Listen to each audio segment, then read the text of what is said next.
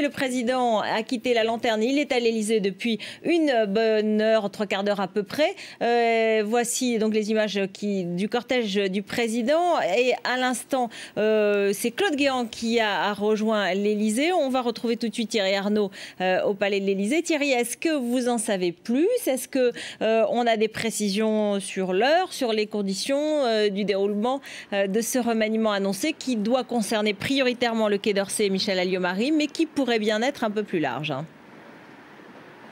Alors on n'en sait pas beaucoup plus pour l'instant, vous savez, ces remaniements, c'est toujours un peu l'histoire du chat et de la souris, au propre comme au figuré. On dissimule autant qu'on le peut les allées et venues des uns et des autres, et puis on en dit le moins possible. Vous savez également que ce sont des situations très évolutives. Alors pour repasser rapidement en revue les principales hypothèses, une quasi-certitude en effet, le départ de Michel Alliot-Marie du Quai d'Orsay, l'arrivée au ministère des Affaires étrangères d'Alain Juppé. Il paraît assez vraisemblable désormais que Claude Guéant, précisément, est en train de vivre ces dernières heures aux côtés de Nicolas Sarkozy en tant que secrétaire général de l'Élysée. Il traverserait la rue du Faubourg Saint-Honoré pour se rendre place Beauvau et prendre la tête du ministère de l'Intérieur à la place de Brice Hortefeux. Brice Hortefeux, c'est l'une des grosses interrogations de l'après-midi. Va-t-il aller au ministère de la Défense succéder à Alain Juppé? Pourrait-il tout simplement quitter le gouvernement, se mettre en quelque sorte en réserve de la République pour se consacrer entièrement, on l'imagine en tout cas, à la campagne de Nicolas Sarkozy pour sa réélection en 2012?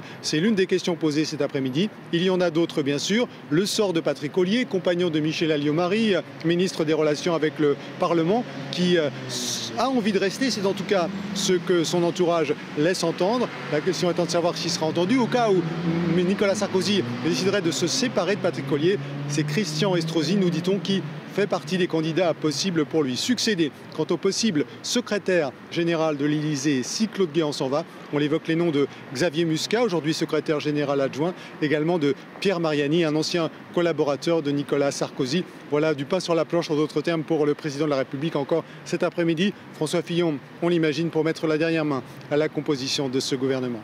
Très brièvement, Thierry, en un mot, il y a cette intervention du président qui est prévue à 20 h, qui doit durer environ une dizaine de minutes. Mais on croit savoir que l'Élysée pourrait être ouvert aux journalistes à partir de 19 h.